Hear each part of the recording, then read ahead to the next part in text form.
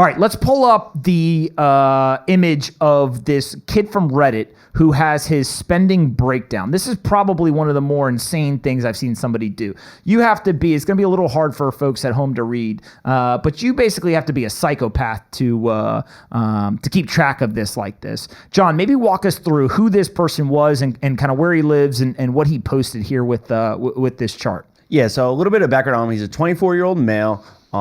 Has a girlfriend, as you can see by the chart. He's got no student loans, no car payment, and no debt. So I think it's very important. He lives about 40 miles outside of the downtown Houston area, and he has 2 roommates, right? So if you can see the breakdown, I think this kid is very unique in the sense of how much he has saved and invested over the last 12 months. This chart is his spending from July 2020 to July 2021. So right as kind of the pandemic gets out of it and things start to rip again in the stock market, crypto, all that. So we should call out a couple of important things here before everyone freaks out. One, the post-tax income of $50,000 means that he probably made somewhere between 70 and 100 grand, right? Depending on what his tax rate is, we don't know exactly. I don't know if he says what his kind of salary was, but post-tax income being 50,000, it's not like he made $30,000, right? So he's kind of in that like middle earner income. He's in Texas though. He's in Texas. Yeah. So he doesn't pay state income tax, but still he made somewhere, let's call it between $70,000 and $100,000. And then he also got $5,000 bonus stimulus checks and tax returns, right? So kind of other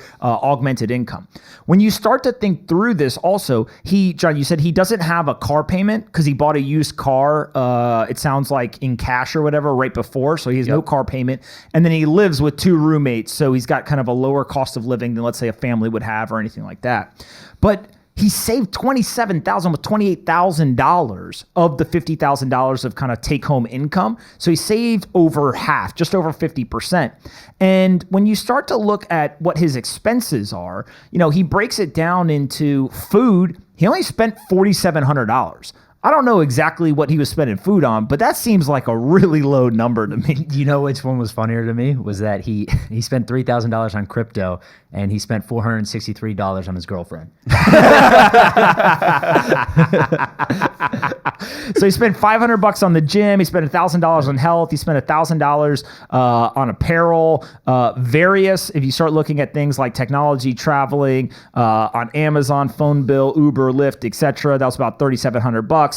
And then I don't know, donations and gifts was like $3,800, $3,900 to friends, family, girlfriend, other donations, Patreon, etc. I would love to know who he's subscribing to on Patreon. And then rent was $8,400. So he's really starting to break it down, right? And it's like, what is that? 8,400 divided by 12 is he's paying, $700 something in rent, which is pretty low. Well, one thing I want to point out is his Amazon purchases. All right.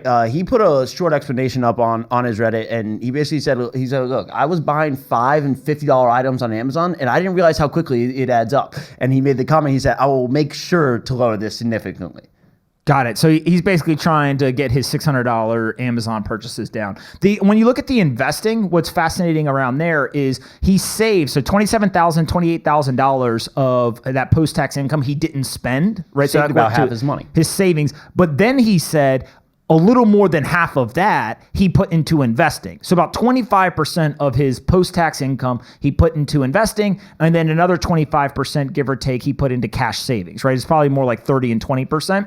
And in the investing, he put, let's see here, he put about 50% into stocks. He put about about 25% into ETFs, and then he put 25% into crypto. Somebody's going to have to tell him that ETFs are made up of stocks, but that's a whole different topic. I think that the stock bucket probably means that those are individual stocks that he picked rather than just going into index. He said he is sitting around 10% unrealized profit spread across 13 different positions. Ooh, he said I'm a winner. Yeah. Well, if the S&P's up 37%, and Nasdaq's up more in the same time period, are you a winner or are you lagging behind? He's a winner compared to the 45% of people who don't have investable assets. True. But still, I mean, this is just, it's a very interesting breakdown. And I think part of what also, just it makes you think through how they do it. He spent $135 on haircuts last year.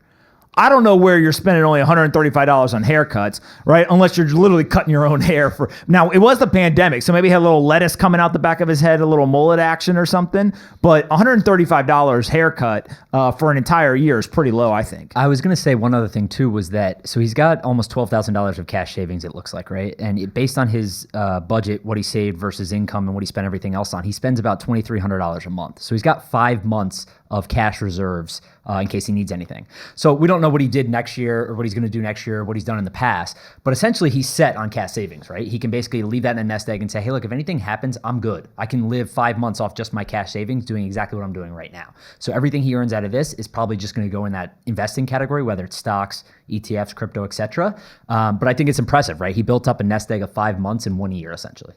I'm super impressed by this guy, by the way, right? Like this to me is somebody who, whether they knew what they were doing or not, ended up in a great financial position after 1 year, right? If you said to me, take anybody, an individual or a family, and if you look at their post-tax income, and they can get to the point where over 50% of their post-tax income goes into savings, whether it's cash savings or into actual investments to grow in the future, I think you got to be pretty proud of that. Right? If you can walk away with over 50% of that post-tax income going into investments and savings, and then if you look and kind of break that down, more than 25% of your post-tax income is going into investing, you do that year after year after year for 2 decades, you're going to be wealthy. Like you will become a millionaire in the United States. He's putting, let's do the math, right? He's putting $16,000 a year starting when he's, probably 23 years old, 22, 23 years old. He's doing $16,000 a year. If he just replicates that every single year,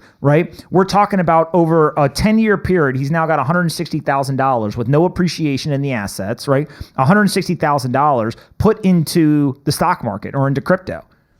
You don't have to be a genius for that to turn into $1 million, right? You just let compounding work and he's going to end up being a millionaire. And so to me, that is what ultimately we want everyone to do, right? Is to understand that he's spending money. It's not like he's living, a life with no fun. I mean, he's got things in here where he's going Uber. He's got video games, right? He's buying clothes and shoes and accessories. He's got his insurance. He's got a gym membership. He's buying supplements, all that kind of stuff. But he's still able to put 25% of his take-home income in investments. Like that, to me, is the biggest takeaway from all this. Is there something else that you guys took away from this? No, and I think it's important to level set at some point of like, okay, you're right. He doesn't have an auto bill, like a car bill. He doesn't have student loans. He doesn't have debt of any kind. So he's at some kind of advantage, right? And maybe he's paid those off in the past. We don't know kind of his circumstance. But I think that's exactly the point, really, is right to get all that stuff paid off immediately as possible and then start accumulating wealth through savings and investing and all this type of stuff. And you're talking about his video games. He spent $62. He bought one game. Listen, there's only one game that really matters, and we all know it's Madden. You two suck at it, and I'm good at it, so that's all that really ends up mattering.